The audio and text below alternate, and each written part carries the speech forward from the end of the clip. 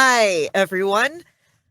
Okay, yeah, let's bring everyone in. We got a whole bunch of people, a whole bunch of super awesome people on this panel about wrestling and comics. So, just real quick, I'm the moderator, Lauren. I'm a wrestling fan, I'm a comics fan, and yeah, anything beyond that, my website's on the image. So, okay, next. Let's do clockwise, which brings us to the Closet Champion team. Y'all are muted. There you go. Can you hear us now? Yes, excellent. Haha. I guess that means I go first since I am technically next. I am. Oh yeah, you're clockwise. I am the venomous and vile serpent of the Nile, the one and only master of snake style, the Cobra Supernova, and one half of the Closet Champion, Ophidian. And I'm Kate. Just Kate. Just Kate. I've been performing for 15 years as as Ophidian. I've traveled all over the world, performing in 20 countries, teaching as well in all those places that I've been. And now, as a retired pro wrestler, I make costumes alongside of my wonderful partner in crime. That's me. I'm the one who does the crimes. Yeah. Fashion crimes, mostly. Hello, I'm Kate Nix. I am the founder of Closet Champion, which is our wrestling gear company / wrestling gear teaching people experience.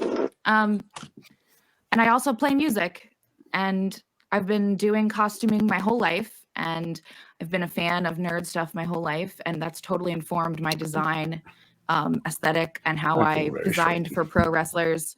The majority of my work that you may have seen would probably be in Shakara Pro, but I have costumed people all over the world in all different companies. And yeah, making clothes for superheroes is hard work, as I'm sure our friend Cal will tell you. Take it away, Cal. I'm Kel Rose. I'm the owner of Seems Legit. I make wrestling gear, costumes. I also have a background in costume making. It was my first job ever. That's what I did. I worked at a costume store. I'm married to former AEW Women's Champion Nyla Rose, and I spend my time making costumes for Murder Gymnastics. Murder Gymnastics, indeed. That's a great way to put it. Excellent. Next, we're moving on to Chris, who you might, if you've been here all day, you might also remember from the voice acting panel with me. Chris? I am a lifelong wrestling fan ever since I was a kid on my grandfather's knee because he hated children. I love pro wrestling. So that's how I got into pro wrestling. Just the love of it. I've been watching it probably for over 30 years. I'm also a diehard comic book fan. I'm a voice actor. I'm an author. And I'm one of those people that sees how the two worlds of comics and wrestling are so intertwined from how they create their product to the fan base itself. They really are so similar. And last but very not least, we have Sandra and Ray. Hello. Ladies first. Go ahead. My name is Sandra Ruth. I work as a website writer / magazine writer / podcaster / many things for Inside the Ropes, which is a wrestling media company. Basically, you can see the magazines behind me. I always have these set up for my stream for product placement reasons. But yeah, and I've been a wrestling fan for about 11 years now. I've been a comic book fan since I was young, like particularly Superman. So just kind of a little bit of everything. How about you? Oh, and by the way, she's awesome, by the way. Oh. My name is Ray Martinez, Tulsa, Oklahoma. I've been in wrestling for the last 15 years, both as a performer, promoter, also trivia host, DJ, just a little bit of everything. And what I love doing is just being with her and talking about wrestling. So it works out. It all works out. Excellent. Yes, everybody here is extremely awesome. I am so hyped. The idea for this panel actually has been brewing for me for whenever it was when there was wrestling on the Sci-Fi Channel. I listened to a podcast at the time called Galactic Water Cooler, and people had been complaining, oh, what is this doing on my sci-fi channel? And one of the hosts, Sean O'Hara, pointed out, what are you talking about? Wrestling is comics. And this can also Absolutely. apply to wrestling is anime, wrestling is 90 Day Fiance, wrestling is drag. It's amazing, but we're here to talk about comics. So, top of your head. Oh, there's like 5 different questions I want to ask everyone. Yeah, you know what? Let's go back to the beginning. For comics, wrestling, when did people kind of have that thing pop in your head where it's like, oh, there's a lot of similarities here? I'll start. When I Okay. was growing up, definitely lucha libre was something I grew up with. And I remember my great grandma just going crazy for it. Just pégale, pégale, get him. And she's going crazy. I'm 5 years old. I was like, what is this madness going on? So to me, as a 5-year-old, it's like a circus. People are cursing at each other, and it's just everything else. And so when I finally got to see a show with her, I was like, what is this wonderful thing? Because these were like superheroes jumping in life. That's why later on, when Mighty Morphin Power Rangers came up, I was like, this is lucha libre, man. This is lucha libre. It's the same thing. It's like jumping around, screaming and yelling, fighting monsters. Same thing as lucha libre. So that's my first It's almost like it has roots in Greek theater, as all theatrical art exactly. forms do. No, it's excellent. Yeah, and I mean, I didn't start watching wrestling till I was an adult. So for me, like, I knew obviously, like, I didn't grow up with like the wonder of thinking it was real as a kid or anything like that. And I sort of started like hate watching it, and then I was like, oh shit, this is like soap operas with suplexes. Like, this is pretty, like, really cool. You know what I mean? It was just like, oh, I can enjoy the gymnastic theater of it, basically, and like they're telling all of these stories with body movement and stuff. It's like there's nothing really like it other than comic books, like long form storytelling and like a hero versus a villain and wanting someone to triumph over evil and like the heartbreak when evil triumphs. Just it's the same thing. It's great. I know for me, since you've already brought up Lucha Libre, Sorry, we're having a little bit of trouble with y'all's. Can't hear. I'm sorry. Okay, we hear the tapping. It's being crackly. There we go. okay. Yeah, y'all are a little crackly, but yeah, I think we can hear you again. Strange. What was I just saying? Since I was a little kid, I've always watched wrestling. I've always read comic books. There's never been a time in my life where I know I haven't had both in my life. But specifically, the moment that kind of suckered me and brought me into the world was the moment at SummerSlam when Undertaker was face to face with The Undertaker, because in my child mind, there could only ever be one of those. And that's the thing that only happens in cartoons or comic books or things that aren't real life. And of course, when you're a kid, it's wrestling is the realest of real life. So seeing 2 Undertakers in one place, the same man face to face with himself, blew my mind. I never turned back. Like, that was the moment that I knew it was for me. It was him. He showed up in my life when I was like 18, and I had no idea about anything about wrestling. I didn't know. I was working a wrestling show because I was told that that's how I would become a burlesque performer in Detroit. It was basically like my in to be a burlesque performer. And I had to play a ukulele dressed as a human marionette, and they dropped the rig on me. And I was underage at the time. I was like 17, and they dropped the rig on me in this like illegal art park next to the state fairgrounds that had been taken over by coyotes. And they were like, please don't sue us. And I was like, I just showed up here. I'm like, at this point, I feel like I'm supposed to be honored that you dropped this thing on my head.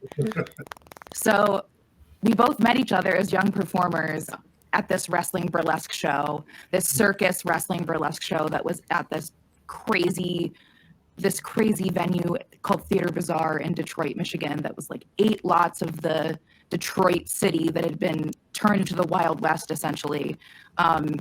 taken over and turned into an undead circus from the 1930s, and they ran a yearly wrestling show. And that's how I got into wrestling, was watching people like Zach Gowen. 1930s, and they ran a yearly wrestling show. That was my phone being very loud. Sorry about that. Your phone just And loves like- me, Sandra. Yeah, I was like, this I'll is go and share the honestly, you screen. know what? It was trying to reach out about the shirt. That is an excellent shirt. This is a shirt that was inspired by Sandra's phone. Sandra used to have a phone that had a keyboard that was like crazy witchcraft. It wasn't a regular QWERTY keyboard. Yeah, it was like a QWERTY, circle like, of letters that like self-predicted. It was bizarre, and we would call it like an oracle, because it would predict the letters and stuff. So that's why this shirt happened. It's just trying to reach out to me. It is. It It's just absolutely like is. trying to pull me in.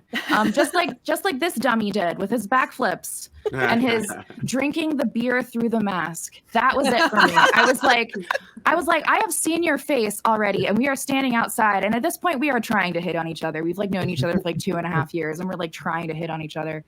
But when he drank the beer through the mask, I was like, that is ultimate commitment. That is like his face fully. used to look like this. It was just like a mesh, Had a big nothing. It was a big old nothing. It was a void. It was an empty void. And I was like, perfect. So very, very apt with the Power Rangers.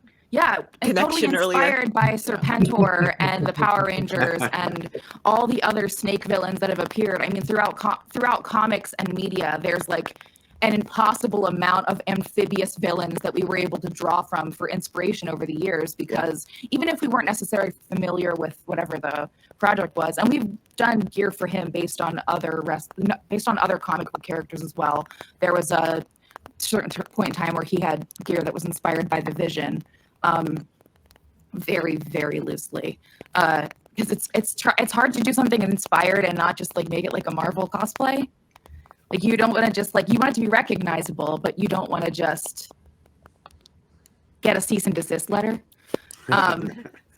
So yeah, we've done multiple other like comic book inspired things, and I think that like Sandra was saying, that long form storytelling, that like consistent like looping back and retconning, and all of a sudden things are different, and it's done by a different guy now, and you don't know what's going to happen next, both backstage or in front of the scenes.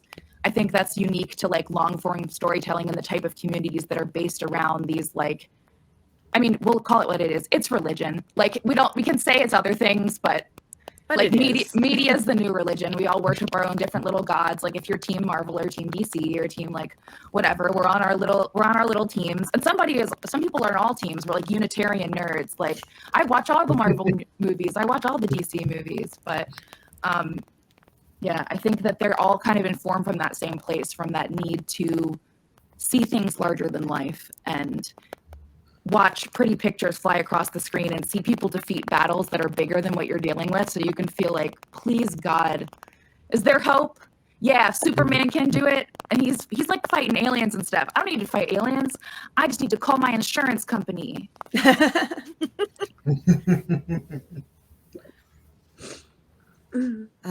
Kel, Chris, either of y'all?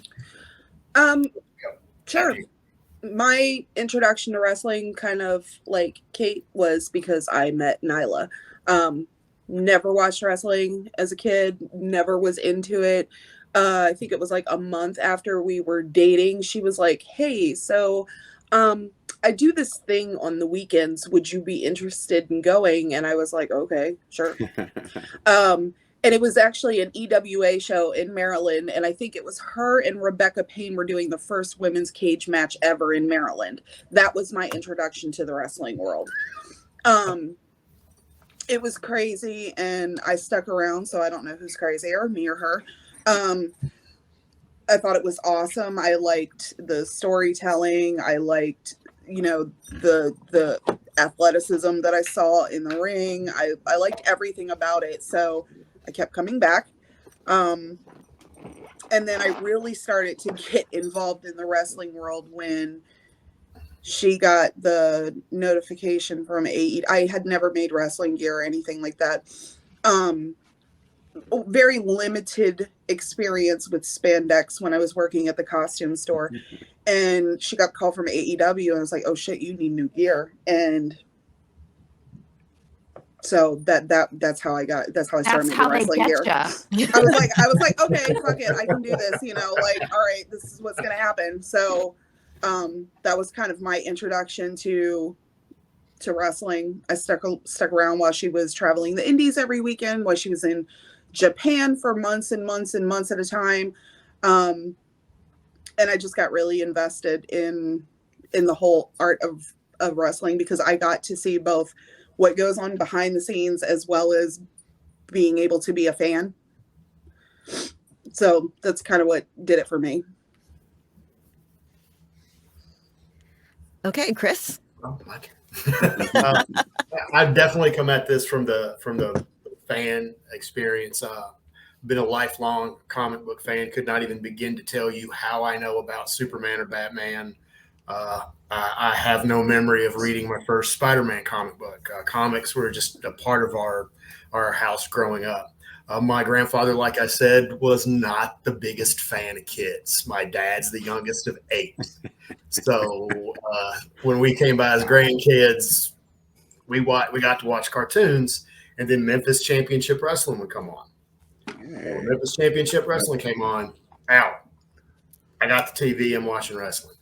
And I just stopped once as a kid and started watching, and I could not tell you who it was back then. I was that young. But it reminded me so much of the challenge of the Super Friends.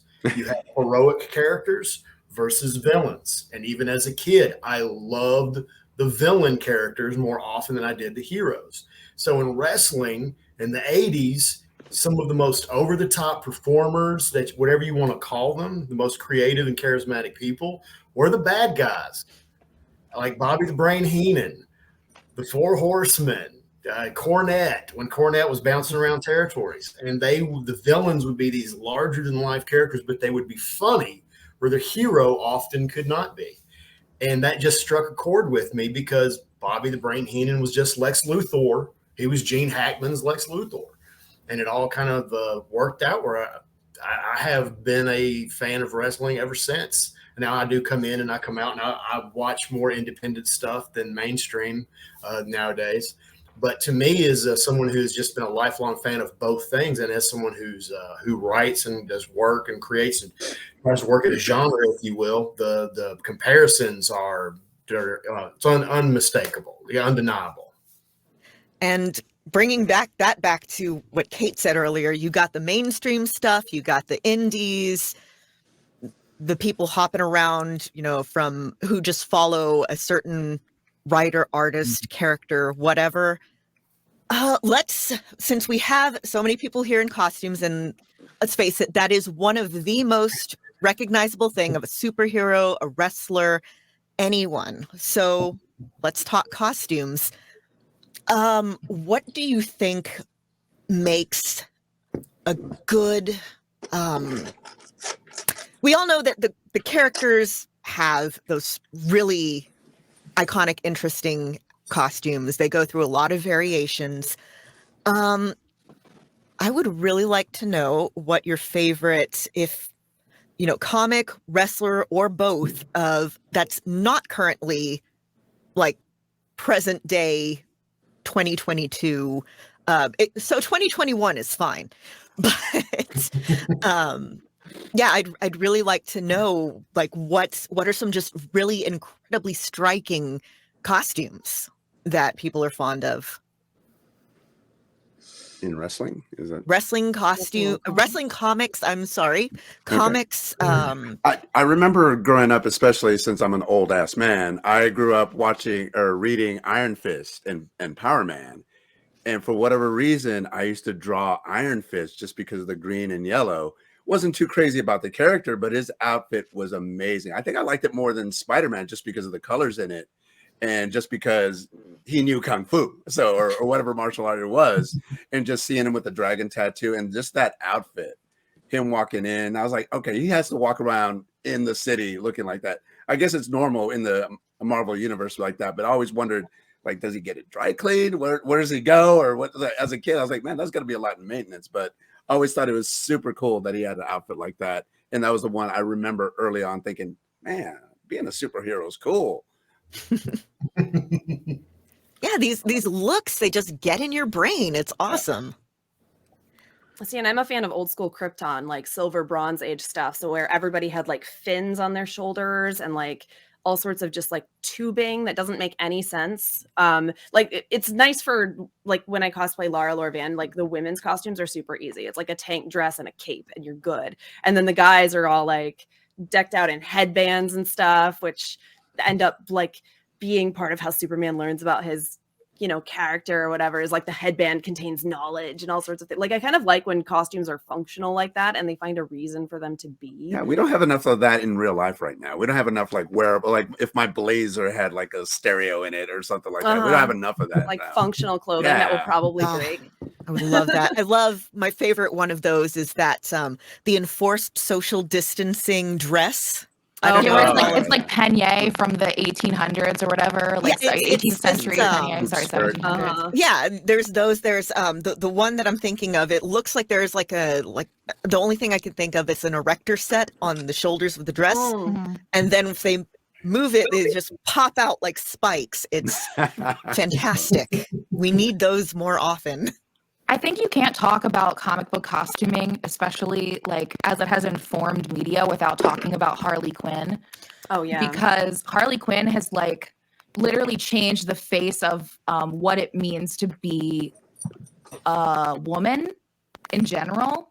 Like the way that she has changed over time and the roles that she's played and the ways that she's been represented. I love that Birds of Prey movie. I know a lot of people didn't I like love it, it love it. because It was It's awesome. fantastic. I don't loved know. it. I don't know why you couldn't like it because it's literally the best.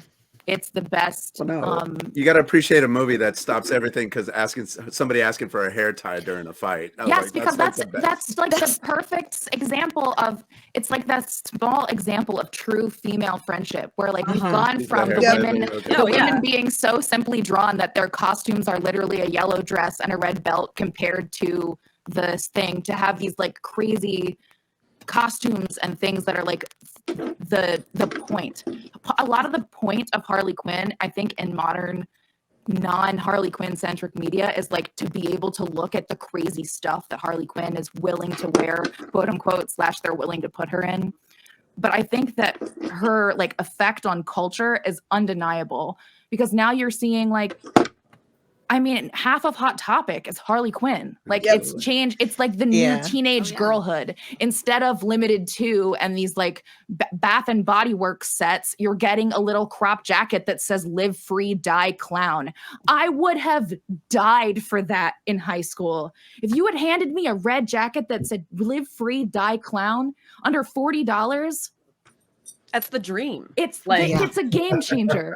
It's a game changer. And that wouldn't have happened if that character wasn't so memorable and her color scheme wasn't so significant and impactful, and the way that it represented her sensuality and the way that it represented her silliness, but also represented her as like a clown. Her clown imagery, her classic like Harley Quinn clown is a very Pierrot inspired clown. It's a very classically inspired clown. So it also shows her intelligence / not intelligence, but academic prowess. Like the fact that like she didn't just rub some face paint on her face. Like, no, she has she's like in full Commedia dell'arte gimmick.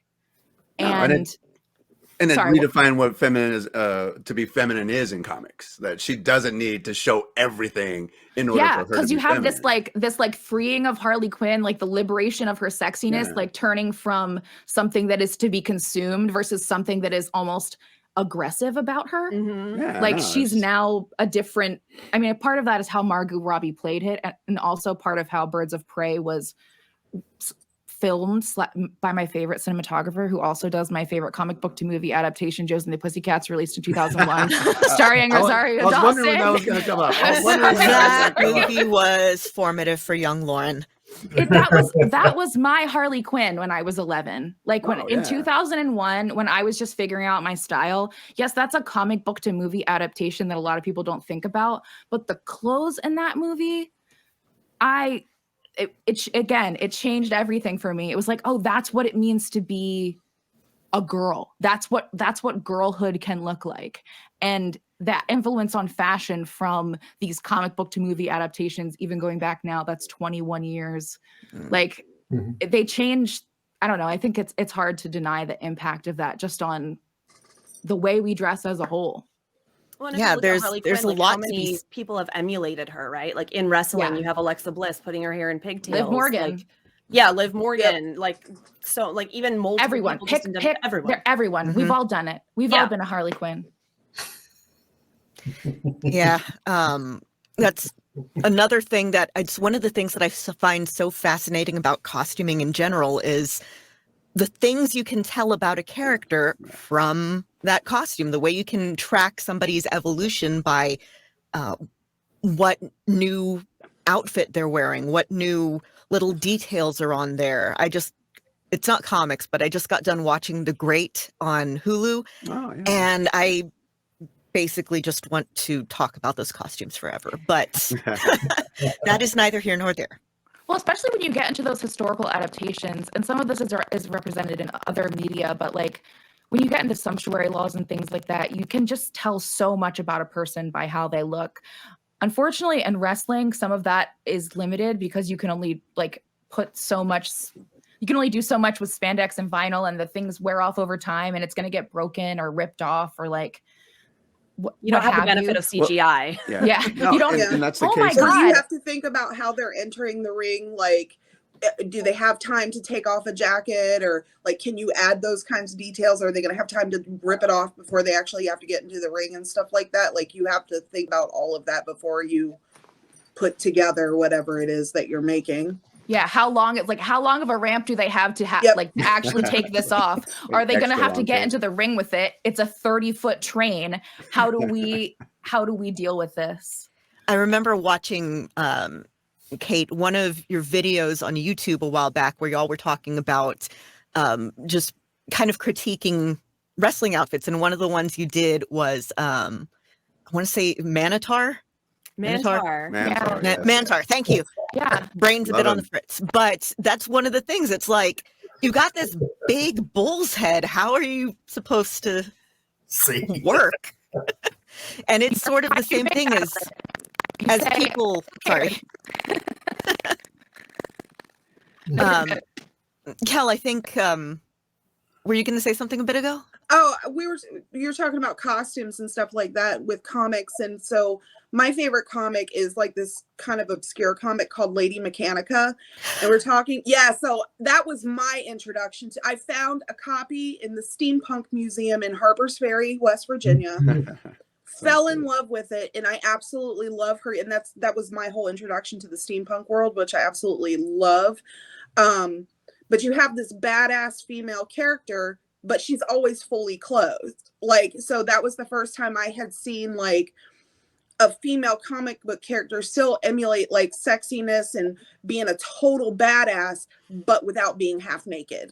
Like, she wears these huge like Victorian dresses, or, you know, she's got vest on with her hat and like all the accessories and all that kind of stuff. So that's kind of like my favorite thing to see. And I love anything like Victorian and steampunkish. So talking about, you know, having to adjust gear and costumes for whatever movements and timing, out of curiosity, what do y'all think the most just impractical, laborious to move in, just comic costume? Like the one that if you were going to try to make it or wear it, you would just think, this is too much. I'm just going to stay in sweatpants. I would say that. Go ahead. No, please. No, Lord Ophidian, I do not want to be mesmerized by your sweat. It doesn't work through the camera, unfortunately. No, please go right ahead. Almost all of comic book characters are drawn in a way that is not realistic. Yes. There's a Robert Lee Field. There's it's almost like like capes and articles of clothing are like fabric that sticks up off of shoulders, they all defy gravity in ways that you can never truly recreate in a practical fashion if you're going to perform in it. I mean, you can recreate it in cosplay because you aren't touching it constantly. You aren't going to be body slammed or moved or thrown. But especially characters like Spawn, who's one of my favorite characters of all time. All the cape. Yeah, that much cape. Like the cape itself is a character. It is not a character separate, but it has a life of its own in the way that it moves and the way that it flows. And you could never truly recreate that practically, without some sort of computer, generated graphics. Without like projections like Disney has, and like it's like silk and partially water, and there's LEDs in it, and it's. Well, no, it just it's like the same as Rob Liefeld with the X-Force with the. I forgot a lot of pockets. I was going to say something. The whole bunch of I can remember. If we So many pockets. So many pockets on that, and then all the gear that goes on top of that. I was like, okay, it's cool, but you couldn't move 2 feet without dropping stuff left and right. Like I said, that Especially, the funny thing about that is that a lot of times you'll get sent as a gear maker, you'll be sent these images for inspiration, especially talking Kel about how unclothed female superheroes are, and you get sent this image for inspiration, and it's like a bustier with no straps. I was going to say anything strapless is just so and you're like, ridiculous to me. I mean, you're going to be covered in mesh because I have no idea how to put this on you otherwise. Like, it's going to look like a gymnastics uniform, and there's not much we can do. We can try, but if you want that, you're going to have a clear elastic cutting into you that has the potential to snap, and like all this other, there's a lot of like, structure. I mean, you can't hear this if you're listening to this in just podcast form, but I'm mentioning some like melon readjustment. Like there's a certain amount of packaging that you have to do in order to stay in line, especially when it comes to wrestling, like with fines on TV, because a lot of times the wrestlers are at fault for those, are responsible for any kind of like nip slip situation if there's any kind of wardrobe malfunction. So you'll get like this inspiration, and then trying to explain to people why it's not going to be functional in a wrestling ring can be really frustrating, because they don't, like, we're thinking about, okay, if you're doing these kinds of movements or you're doing this and you're going to be flipping around, like Kate said, you have to worry about nip slips and stuff like that, and trying to figure out a way to keep everything where it's supposed to be while still creating the look that the client is trying to go for. Like, trying to explain that sometimes it doesn't translate, because we know what's going to work, and we're like everything apologizing for gravity. We're like, I'm sorry about physics. I don't. Like, your idea is really cool, but it's not going to work in ring because of whatever the case may be. I'm sorry about physics would be such a great t-shirt, by the way.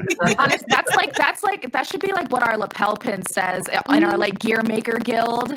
Just like, I'm sorry that unfortunately like reality we live in a physical plane, and I'm sorry for that third dimension. And it applies much more to women's gear than it does to men's gear, obviously, but like just trying to say, okay, hey, this is cool, but we're going to have to make some adjustments, because, and even like Kate was saying, like using mesh and stuff like that, it's just not as strong as using like spandex. So your gear is going to either rip or wear out very quickly. It's going to look cool for like 2 or 3 matches, and then after that, it's not going to work anymore. It's going to stretch out. It's going to get ripped. We're trying cleaning to make like it is going to change lasting. We want your stuff to last. Like, so back of the cereal box is pointed out, Vampirella. That is not an outfit I would want to be moving in. Looks cool as hell, but it's Very like impractical. the Borat. Just like that one piece that goes up and down like that. Hey, Midian wrestled naked. So I mean, No, we were joking about that if a lot of men's gear was as cheeky as women's gear, and how that would look style. like. Yes. I think the only one to pull it off was Rikishi. And So, Ahmed like, Johnson. oh, like, showing well, all that butt. accidentally. Yeah, no, His just like is prepped all the time. because I was like, no, it's fair, it's fair. Like I think some of the guys just show up with their butts out. It's fine, you know. Yeah, more butt windows, like the power girl cleavage. Yeah. window. Like, Yeah. what Yeah, is we need to this? just, like, like- show us your tramp Hey, stamps, Biggie's bringing it back. America. Yeah, Just just bringing have the heart-shaped cutout on the back. Yeah, Just- yeah. Yes. Absolutely, no. Like I said, no. There should be enough. There should be a whole Fed with just dudes showing off their butts and stuff. That's I'm all. here Oh, for I'm it. sure there is, but it's just not on the website you're somewhere, going to. somewhere in custom worlds, right? Yeah.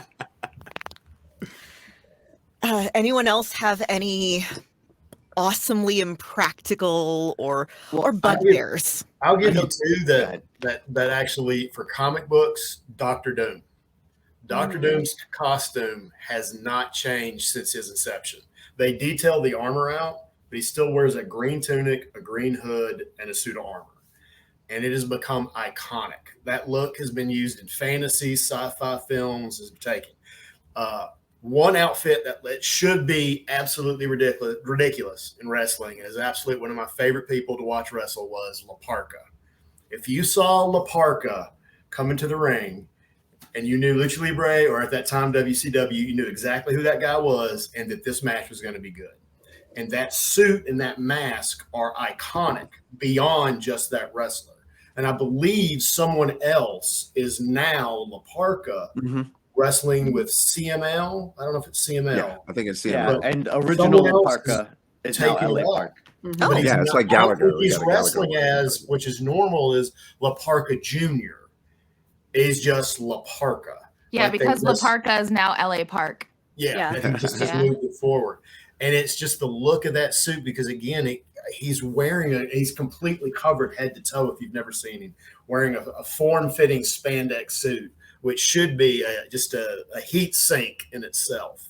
Yes. And he was out there at an advanced age when he made it to I guess you'd say the larger American audience or international audience with WCW, and he was performing at a high level. That he was doing, he had the charisma. Never got a chance to speak. It was all through his body language. It was all through the match, and he was fantastic. And it was a costume, crazy costume. He was the craziest costume on the roster, and he sold it. I mean, another one that comes to mind is like Jushin Thunder Liger. Oh yeah, with like the pads and everything. Yeah. with like all of the spiky head and the like all of the very intense mask things that I can't imagine that y'all do, that I just think is wizardry. Because getting a mask to like stay like that and then be functional as well. Like, Because I have my Benito mask that has the horns and they're starting to flop down and everything. It's like, it's like here and now wears down to out. here. So yeah, so it's a one sad bull. That's what it is. So. There's something that comic books do with costuming that I really love, that I've angered my wife over many times, I'm sure, in that there's a lack of seams in comic book characters' Jesus outfits. Christ. You know, like it looks like it's their skin. So, not every character, but for a lot of them, right? Especially your more classic characters, like a Superman type. Like there are none. You have no idea how he gets into that outfit. You assume that he was born that way. Paint it on. Kryptonian magic Visually, is how. yeah. No, Reed Richards doesn't like seams. Apparently, he just No. wants clean lines and everything. And I love that about comic book characters, because it looks like more than just something they put on, right? It's like it is their skin, it's who they are. And a lot of those classic luchadors like LA Park or Psychosis, even Mysterio at times, depending on like his Riddler outfit, right? They had that lack of seams, that had that that look to it, like it was, like it was theirs, like it No, it was was one like big full on painted body armor, bodysuits, yeah. just Yeah. like superheroes and stuff like that. and And I love I've that wrestled. look. I've wrestled in full bodysuits, and you just like you said, heat sink, just dripping in sweat after your match and everything. It's just like, so I can't imagine. Yeah. that That's how you know superheroes you're just doing go- it right. I've done some monster costuming before, and I was in that stuff for like an hour tops. And I'm like, take it off, take it off, take it off, take it off. Because I cannot imagine being athletic and doing something in the ring, taking bumps. We have a question in the chat. Oh. Lauren, not me, wants to know what you think of Hulk versus Thing, like in terms of, fashion. I guess so. I actually don't know what I prefer the purple pants myself. The Thing, basically, he's a rock guy wearing like blue jeans, right? Man panties. Yeah, but they're like Daisy Dukes. Yeah, no, totally Daisy Dukes. And I don't like the Hawk's character design. I mean, like, I like him as a like, you know, Green. I get it, but it doesn't tell you anything about the character. If I just saw the Hawk visually without knowing anything about the Hawk, I get very little information about who that character is. Yeah, his outfit very much reads like, we need another guy, but like, God, I don't really want to draw another guy. Mm-hmm. He's Right. big and green, and there's purple on the bottom of. We'll put him in the back a lot of the time, so you just see like giant, Like it's green fine. blob man. Yeah. Yeah. The thing looks like a character. You get all the information you need visually immediately about who the thing is and what he might be, right? Like what he's made out of. You kind of you understand what and that character could be. don't his mantis have like the Fantastic Four logo on them? I think they have the four on the and I back. was like, Yeah. I don't know if they're juicy right in front of logo. the crotch or not, but it's over to the side. So he's way better at branding. Yeah, no, Yeah. definitely. First time with I'm Marvel, going yeah, they're to. not I think great. I'm going to open it up for questions from the chat. But while we're waiting for questions to come in, Ophidian, I'm going to bounce off something you mentioned earlier. I would really like to know bugbears. Like, what is like just a little detail or a little that bugs you when you see a costume and you're just like, oh, why did it have to be like this? This is public information. Oh no. It's nothing new. I hate strings. I hate strings. Because if I'm a performer live in front of an audience and there's a string hanging out, whether it's a drawstring out of tights, whether it's the strings on my gauntlets, things like that, it removes me from the performance. The idea being that like I can see behind the scenes while they're out in front of the ring. Yeah. And that's not every character. There are characters that are like Nordic Buckles and characters like, yeah. that are part of the costume design. But if a string is not meant to be part of the design, like a corset, that is part of the design. That string is meant to be there. But for a lot of costumes that are made for performers, the string's not meant to be seen. It's meant to like belts are a great example of this. A lot of belts in pro wrestling, especially in luchadors, are tied in the back and they get loosened up during a match. Not their fault. Wrestlers grab them by their trunks and throw them around and it gets loosened up. Don't use strings. Use buckles. Use snaps. Use anything else. Make it a part of the costume. Put it into the design so it's supposed to be there. And strings are the worst. I don't even have strings on my masks. You know, like I want to go. No, those are nice. I want to go full snaps. I want to go zippers. I don't believe strings, unless it's meant to be part of the design, should be there. Doesn't believe in string. Nope. Denial of string theory. Got it. Mhm. All of the stuff we make, most of the characters, Razorhawk's a good example of this, that would have originally had strings on all of his stuff. None of it. All the underneath of the gauntlets Makes it match the very hard to design. clean. Yeah. It's very hard to clean. The second you put vinyl on top of spandex, you're like, hey, don't wash this ever. Hey, Never. just put it, dip it in water with some stuff in it and zhuzh it around and then pray. And then rinse it and then pray again. Yep. And hope that the glitter didn't come off. Yeah, so strings. But yeah, I guess I will go next because I'm here. I hate when there's logos all over everything. Like the thing that really bothered me when I started working for Chikara, because I wasn't doing the colony uniforms, I wasn't doing the uniforms for the ants. The ants had ant faces, like their heads were ants. And then they also had ant logos on their chests, on their wrists, on their belts, on their knee pads, on their cape. And I was like, okay, are you an ant or are you cosplaying as an ant? Because what you're wearing gives me Elmo Halloween costume vibes, where you're four and there's a mask and then you have a shirt with Elmo's face on it as the Halloween costume. I think that it's really hard to do this because a lot of times when you're doing wrestling gear, the options are like, and what a wrestler asks to make you, because if you didn't know this, a lot of it is independent contracting, even if they're on television. A lot of it is contacting gear makers independently. They want something that, like, when you take a photo of them, they'll be recognizable and it has their name on it, because that's how, like, doing it for the GIF is the way that indie wrestling works right now.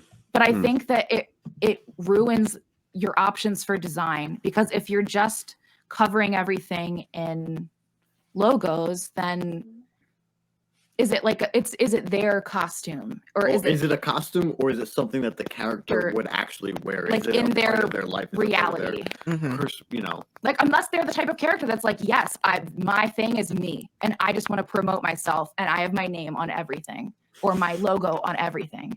And But- it's the same rules as comic books too. Yeah. 'Cause Yeah. Batman has the bat. Spider-Man has the spider. Wolverine has nothing. So if Wolverine every has those like hero- stripy bits. Yeah, I the but guess. claws. if he had a stylized Wolverine head and every hero had that exact whatever Yeah. logo, it ruins it because now we've got a formula. And now if you've got Batman, but Batman's got 90 bats on him, even Joker's going to go, that's a little much, dude. That's why I hate when Superman has the buckles for the cape that are also the S, and then like also has the S on the belt, and then also has the S on the boots. Like I've seen one version of it where I'm just like, I love the Superman S more than I love most things in life, and I don't want to see that many of them. Like it's just unnecessary. Like super branding, man. Is that what Yeah, it's like just have the cape attached. I mean, capes are a whole situation anyway, because like the impracticality of capes and how to keep them attached to things is just a nightmare. But like, I don't know, to have like little S buckles, it just seems like too much. Also disingenuous to the character too, because like that's not what Superman is about. Right. Superman is about being the core of his value. Yeah. It's not about promoting the symbol that represented him on it. Like he's not trying to spread the good word of Krypton. Mm-mm. I just Quite wish the Superman's opposite. fun. He likes to wear the one thing that's, you know, it's like it's a beacon of hope, but it doesn't have to be like a beacon of hope and then a little more beacons of hope everywhere. It just seems weird. It's like the one is flashlight of hope. Yeah, exactly. And to kind of piggyback on what Kate said, like, I don't like it when there's a bunch of logos and they're not cohesive. Like, I'll get people who will be like, I want this and this and this and this and this all on my tights. And I'm like, okay, but how does any of this tie together to express your character? It's just like a bunch of stuff. And you're It's like, just- is this gear or is this a pump Starts jacket? looking like Are you a NASCAR. NASCAR driver? Tell me Like, who what's you are. happening? Right. It starts so looking that like happens NASCAR a with lot. all these logos and stuff. Yeah. And I've seen many of independent wrestlers. No, I just want to express myself, man. I was like, yeah, but sometimes and if less You're not is more. expressing anything. That's fine, but have it tell a story. If it's just a bunch of different stuff and it doesn't look cohesive, like then it just looks like a train wreck. Like it drives me absolutely insane. I think my other biggest pet peeve is if you're gonna have a gear that has like a lot of line work. I say this on my Twitch stream when I'm like streaming making gear, no shit lines. Please make sure like when the lines don't match up, it drives me insane. I have a secret story about that. So another gear maker friend of ours sent me a screenshot of someone he used to make gear for. And there was a seam down the middle of the front of the belt part. Yeah. You know, like it was like 3 stripes on a belt, like we've done a million times. Like you and I have both made a million of this like stripe style waistband. Right. But there was just a seam in the middle of the front so that the line was completely interrupted down the center front. And it's like, he's just wearing tights, man. Like, right. Why? What? He looks like a poorly rendered Minecraft character. What's that like not making the lines finish in a place, like hide it in the back, put it in the bottom. Like there's ways to make it work. We as gear maker. Or if there's like a lot of like color blocking, like it needs to line up. And if it doesn't, then it just looks like your 5-year-old was playing with Legos and put some gear together. Like, I don't know. It's just, that drives me insane. Okay, I think last question, because this might take a while unless we get questions in the chat. If you were going to make a costume for yourself, what do you think, like just the perfect costume? Just, I know mine is basically just jeans and sweatpants because that's what I wear all the time anyway. But well, if we're just going like based on if I was an indie wrestler in my first year contacting a gear maker with no sense of physics, like what I would want in the ideal world, I want a romper that is not hard for me to pee in. Yeah.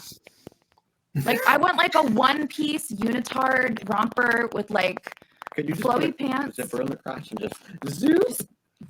Okay, do you want to do that with what you've got going on down there? Yeah. Do you want to unzip? That would And be then- super cool.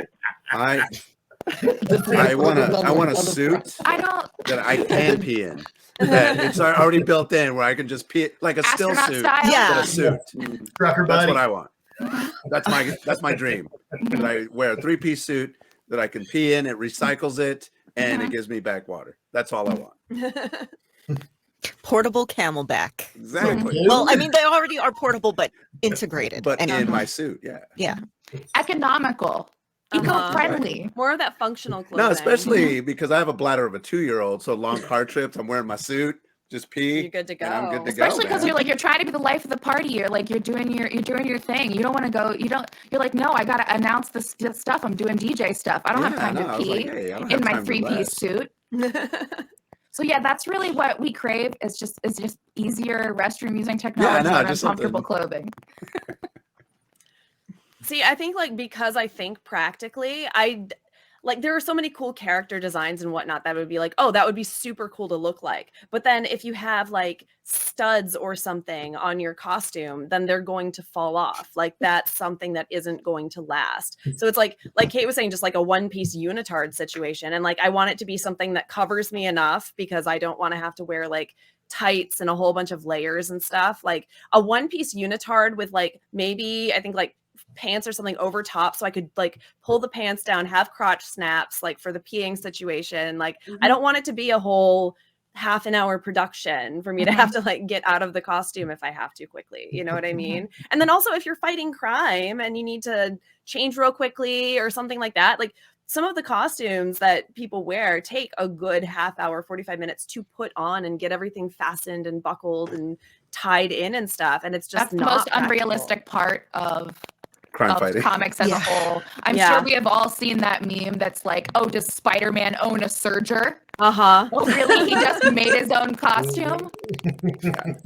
No, and you got to believe with the impracticality of those outfits, they definitely pee all over themselves. That When there's you're not going to sweating be in a it, you're break. bleeding on it. I feel like at that point, you're just fighting crime is a lot, and there's going to be fluids involved no matter Yeah. what. Everything, somebody everywhere. That has So. performed a bunch many, many times in positions where I had to really go to the bathroom. Your body does do a thing where it's like, we'll hold it until the second you're done. But the second that moment's over, That could be a hard line, superpower unto hard out. itself. yeah, It It's could not be a like, oh, superpower last right call. there. It's like, get out of our bar. yeah. Uh-huh. We don't want your kind here anymore. But if I was just going based on what it looks like as far as I just want to look like a bog witch all the time. I want to look as the meme says, vaguely threatening and otherworldly. I feel like Kel, you really rock that, especially with your the costumes you make for you and Nyla, the steampunk, Oh, yeah, I those love are those. awesome. I love those. the Victorian style gowns that you've made. Oh yeah. Especially the one over this past, watching you make it in the Discord. That's I don't know if you've seen the Victorian ones that I made for us to go to. It was Day of Wrong at Ren Fair. So yeah, that's actually what I was thinking of. Was yeah, those okay, so- outfits. we went as Dorian Gray and her painting. Okay. Excellent. So my costume, because I procrastinate, I actually stayed up all night and made mine. And it took me 23 hours. I got 2 hours of sleep, and then we went to the Ren Fair. But Nyla's, because she was the painting and was supposed to look degraded, I went through all this work to make this beautiful costume for her to take it and drag it down the street behind the car to deconstruct it. There you go. Yep. It was pretty Yes. The worst / best part of doing costuming where you have to make it look theatrical like that is distressing, because sometimes it's an item you didn't make and you get to be like, yeah, coat from the thrift store, get wrecked. Time to take a cheese grater to you. And then sometimes it's a thing you have made and you're like, my son, Right. I do not want to send you off into the wilderness. You are Right. but a young man. Yeah. You were just born, and here I have to send you to your death. Yes. I was so heartbroken because we left it out in the sun. We threw it in water. We dragged it down the street. We were rubbing rocks on it to make it was, and I had gone through all that work to make this beautiful costume just to mess it up. Well, no, when you make Nyla's gear and you see her have just like a rough and tumble match, and you just see the stress test with that, that's got to be like, oh my God, is it gonna hold? Oh, I make her try everything on and go through like a series of movements so I can listen for like pops to see if I was there's wondering like about stress that. on anything, and yeah. No, Did you 'cause ever I make- bet did that's you ever something make that you're one? like, okay, is it gonna do this? Are they gonna handle this move off the top rope or whatever? So no, Right. No, I make her do kicks and all kinds of stuff so I can listen if like stitches pop anywhere so I know where there's stress on the gear and stuff like that. So no, that's Yeah. awesome, man. Did you ever make one where you put so much like effort and talent into it that you were in the back of your mind going, if somebody rips this, I'm going to I feel find that way them. about masks a lot because especially when you're making masks, like you said, with those like Jushin Thunder Liger, Yeah. like big appendages, like that is just a big giant red button for a wrestler. It's literally like a big flashing red button that's like, rip me off, hold me by the thing. And every time I've made anything that has any kind of horn, appendage, ear, anything that sticks out of it, and I see it get grabbed by another performer, my heart is just like, Well, no, I still get freaked out when I know. when people's masks get messed with. Like I think when Luchasaurus's horns got cut off, I Oh. was like, whoa, yeah. whoa. Every time Yeah, an that ant got an broke my antenna heart a ripped off, little. like- Just anytime I see, the mask get torn, it's just like, no. Yeah, I haven't really had any situations where Nyla's stuff has gotten destroyed, but she likes to, for like pay-per-views and special events, do one-offs like the Bee Orchid gear and then the Mystique gear that I made. And I get really sad because I put like this huge amount of work into it. It's going to be worn one time. Mhm. One time. And that Wolverine gear you made was awesome. Oh yeah, I didn't do Wolverine. Didn't she have the blue and yellow? The That was blue and Mega yellow? Man. Yeah. Oh, okay. see, I See, those I would've photos, thought I think, Wolverine. but that Mega Man's costume, not my- regardless, I recognize the Mega thought Man Wolverine one, and was I great.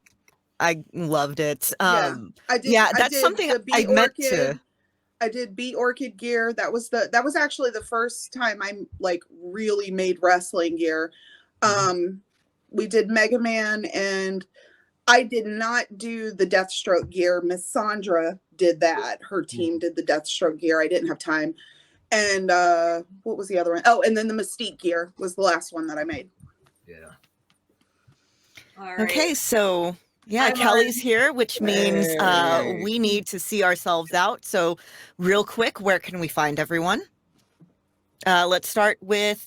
I'm gonna again cross clockwise on my screen. So, starting with Kel. You can find me on Twitter at Seems Legit DMV or at Kel the Celt.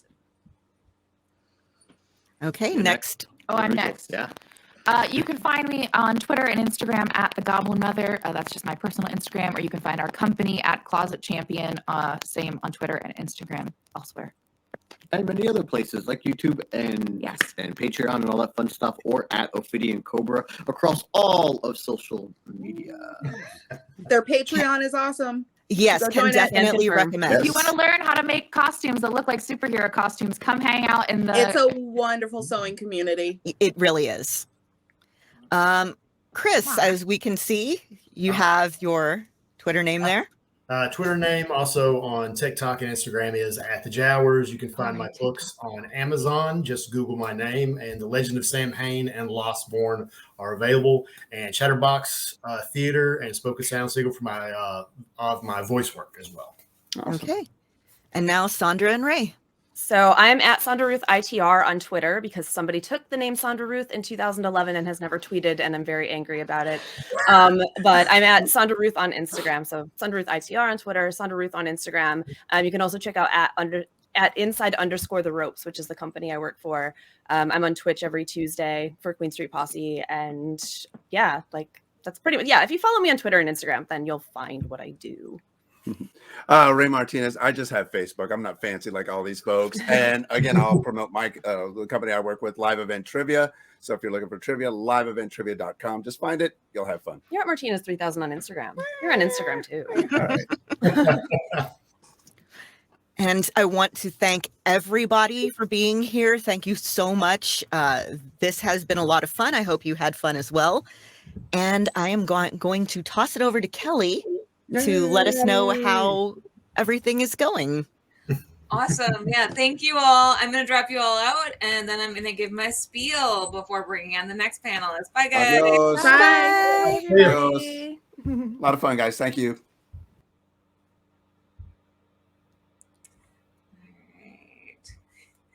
All right. Hey, everyone. So last I checked, let me check the chat. I believe we're at 250, and our goal is 1,000. So I'm hoping we can make it above that because we made 1,000 last June. Let's beat that. Let's beat that goal. And I think we can. I definitely think we can. So how can you help us? So we've been hearing stories all weekend about Valerie Perrine, how she's touched so many lives, how her art and her movies, which again are art, have been so important to all of us, have brought so much joy, and how she is struggling with Parkinson's. So you can donate using the link below, https://tinyurl.com/mbfr22. And this is briefly the rules of our giveaway. So every donation, every $10 donation counts as an entry. Or if you share a post, share any of our posts on social media, any social media, and tag it, hashtag multiverse fundraiser, counts as an entry. So what do the entries get you in for? So we have 40 prizes. We're going to pick 3 winners, and first place winner, as it shows, gets to pick 20 out of those 40 prizes. Winner number 2 gets their choice of 10 out of the 40 prizes, and winner number 3 gets the remaining 10 prizes, which really is still awesome because all of these prizes are amazing. We had some really generous donors. Thank you to all of those donors. It's a lot of amazing stuff. The Multiverse Fundraiser is a benefit for Oscar-nominated actress Valerie Perrine. Ms. Perrine is known for her roles in Superman, Slaughterhouse-5, Lenny, and so many more. We've teamed up with documentary director Stacey Souther to raise money for Valerie's medical expenses and other needs. Every donation and every post share gives you the chance to win super prizes. Go to the website listed for details.